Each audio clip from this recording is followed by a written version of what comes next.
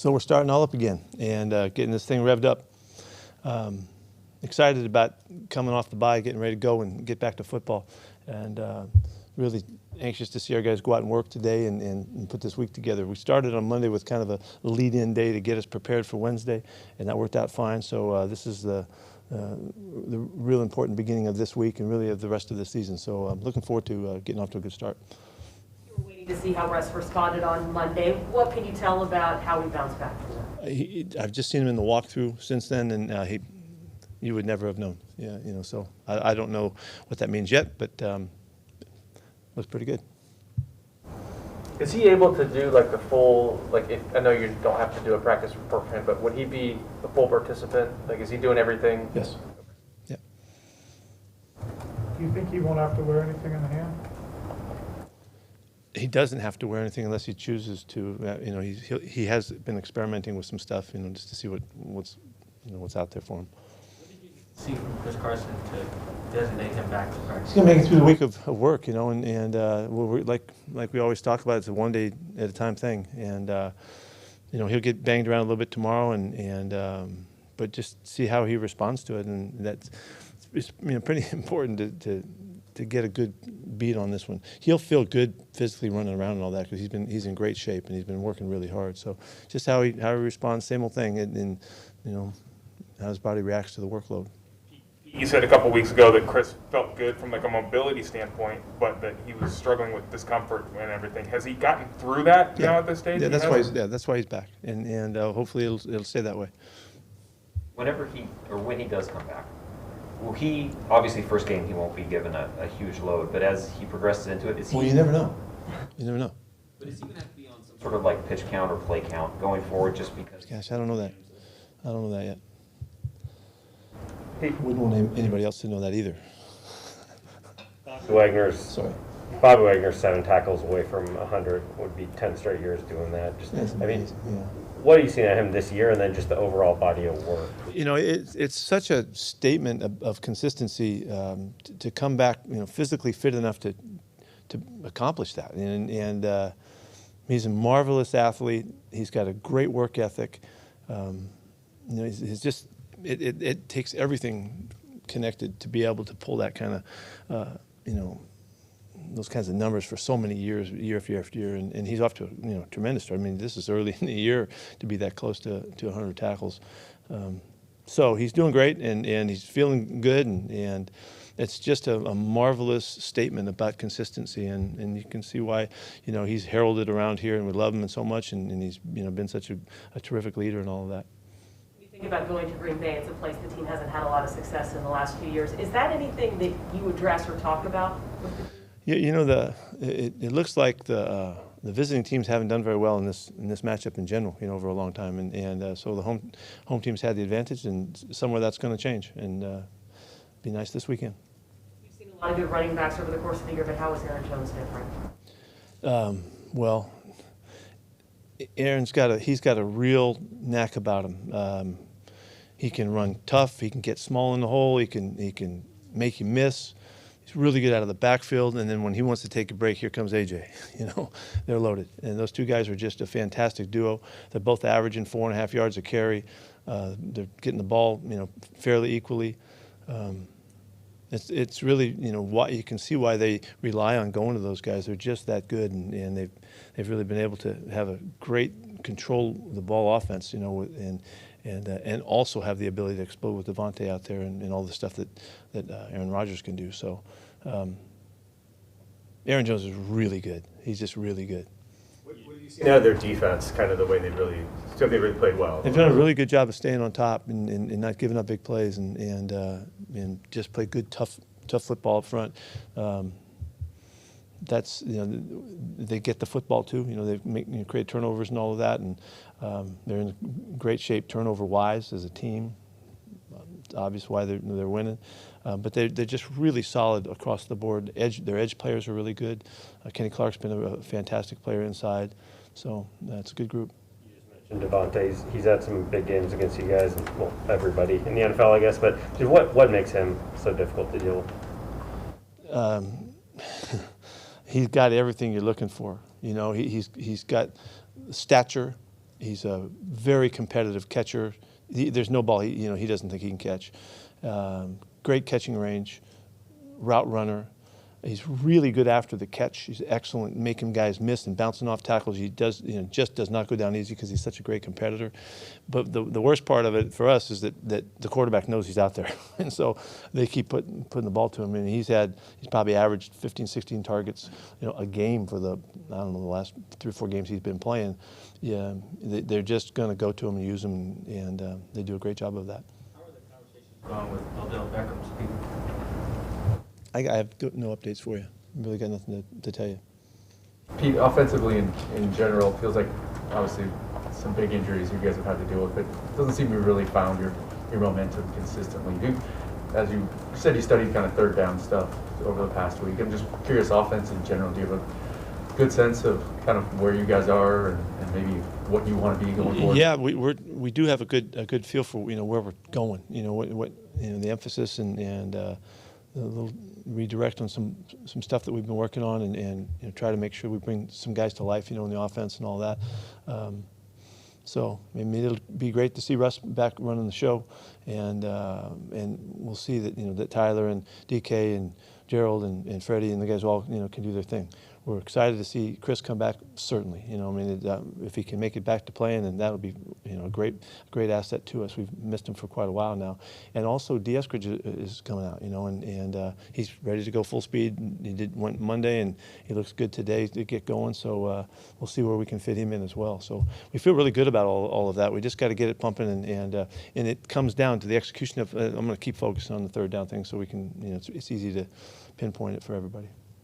Earlier in the week, you're preparing for Aaron Rodgers to play on Sunday. Why is it that he does not look like he is slowing down after 16, 17 years in the league? I mean, he's such an expert at playing the quarterback position. He knows it so well. He's so instinctive. He's really talented too, and he's still talented as he's ever been as far as getting the football out. He has a marvelous release time. It's as good as you could possibly be, and it's worked to his advantage for years.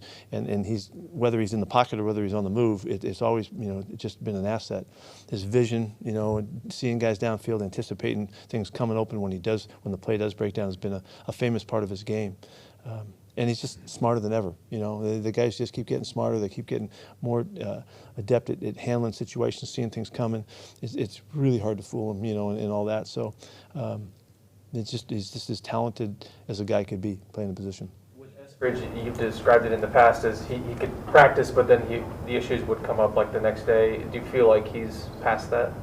Well, give us another shot here. It was Monday. He had a day off, and then we're coming back Wednesday. And let's see. We have to take our guys one day at a time as they come back. Russ too. That's how we're doing it, and with high hopes, expectations that it's going to be okay.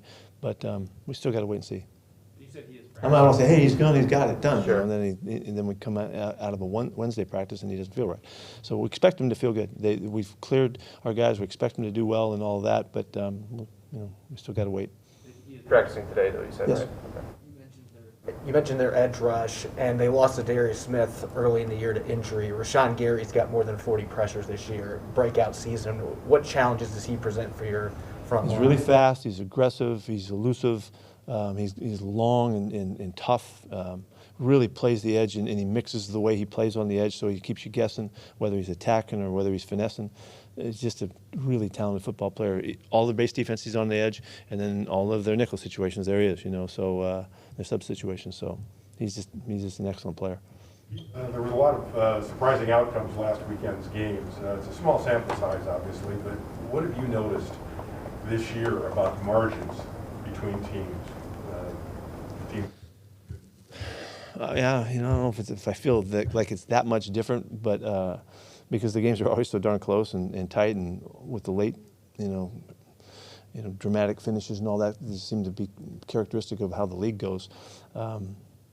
But it does seem like, and it has nothing to do with 17 games, because one game is one game. But it does seem that this is a long season, and maybe more than ever, I'm hopeful to call it this way, that you don't know what's going to happen. And you saw a lot of teams struggle last week that haven't been, and it just maybe that's an omen of things to come. That everybody's going to have a hard time finishing. I don't know. We've got two teams that are just on fire in our division, and we'll see what happens. the injury thing is such a factor in so many cases, and you just got to see how you know what kind of good fortune you can have, and see how that factors in. I mean, look, you know, we know it, and so I don't know that the margin. Do you have statistics that say the games are closer? Do we have that win margin or anything? I don't know that number. Between what we think is good, a good team and a bad team. Well, I mean, I don't know. We've lived with that for so long, Art, that that's just the way it is. It's just that game that day, you know, and who's playing for that other team and for your team, and you just got to go slug it out. That's why I know it sounds whatever repetitive to tell you, but every game we got to consider it like it's the only game we got. It's a championship matchup, and we got to go for it. And because you don't know what you're dealing with, I've always recognized that if you are preparing with and respecting the process really well, that regardless of how the other team plays, you should play like you're capable. And that means if a team's struggling, you should beat them by a good margin. If they're really tough, you should be able to match it up, and you'll be ready for anything. And that's developing that consistency for performance is way harder than you think. It's way harder than you think because of all of the variables and all of the issues and the storylines and all of that. We have to learn to overcome that, which we've done fairly consistently over the years, and now we've got to make that work for us to make this a great finish for us. You'd said you'd hope that maybe the week off would be good for DK Metcalf and his foot. Any way to tell if that's maybe was good? He's ready to go, you know, ready to practice and all that. So we're still working with him, you know, and we're going to make sure that we're taking care of him. The Packers also have some other guys that are coming back. How much more dangerous is that wide receiver core that you guys? Everybody's dangerous with Aaron playing, you know, because everybody can make their plays, and you know, Cobb's an old go-to guy, and they just have a great group of guys, and the system is well tailored for their strengths and well tailored for the quarterback, and the play ain't ever over. You know, it starts all over again sometimes, and he's magnificent at finding guys and making the throw that's necessary. He's as creative a thrower as there is, and you know, we talk a lot about Mahomes, and you see that Russell's like that as well, but this guy is really as creative as you can get. Did he miss anything? The fact that he's not practicing, or does a guy like that not even need to? Well, I don't know. I think practice is everything, you know. So when you miss it, you're not getting everything out of it, and so that's how we approach it. So, but when you've been around this long and played this much football, and he's as good as you can get, I would think it would affect him the least, you know. So I think he'll be all right. What's the preparation like for, excuse me, just the stuff that he does at the line of scrimmage with trying to draw teams offsides and then catching them in substitutions and whatnot? Yeah, they're doing all of that still, and he's as good as you can get at all of that. We have to be really disciplined at the line of scrimmage. We have to be really disciplined with substitutions for all those reasons, like it's always been. This is the way it's always been against him. And every now and then he catches somebody, you know, and so that's part of what he brings, you know, as the competitor on that side, and we have to deal with it. Can you think of a quarterback who, in now or in years past, who has done that as well as he has? Yeah, Boomer Esiason, when he was back there with Sam and Bruce Coslet were there, those guys were phenomenal at Sugar Huddling, and they were the ones that really started that whole thing. And not many people were around to attest to that, but that was really the first time I've ever seen it, you know, and where they were the Sugar Huddle was invented, and the opportunity to jump when guys into the line of scrimmage when people were coming on and off and all of that stuff. And Boomer was a master at it. He was really something. Huddle close to the line, close to the football, so that you can get on the ball, you know, if you want to go quick. We don't have that anymore. I mean, that's too much of a gap. There's too much of a gap between when it was, you know. Pete, with all you went through to get Gerald Everett back and 5 consecutive tests and a day of game, and he ended up missing 2 games, is it peculiar now that we're learning the protocols for an unvaccinated player? They don't have to test it, and they can just take that. It's frustrating. You know, it's frustrating in that one instance. I think the league took a new look at it based on what happened in our situation, and they've made it a little cleaner that you can't test back in on game day. That's what we were, you know, trying to prove, because the proof wasn't enough the day before, you know. But yeah, I mean, it's a process, you know, and everybody's figuring it out. And there's so many. We have to take that, I think, perspective so many times in our times now that we've not been here before, so we got to learn as we go and then get better as we go, and really have the courage to fix things if they're not right, and that's what we're trying to get done. So, but it was frustrating then. I'm worrying about it now. But is it fixed? So you cannot. The flat rule is no testing on the game day. Yeah, you can't test back in. It's say like you have to make it the day before, and that's the idea is that if you might not be in a place where you can get your test results returned to you, some teams would be and some teams wouldn't be. So they evened it up, which was a good decision. Going back to Bobby for a second, how much is his leadership? Wagner? Yeah, Wagner. How has his leadership maybe shown up in these last few years when there's been so much transition on the defense and maybe some of the ups and downs these last couple seasons?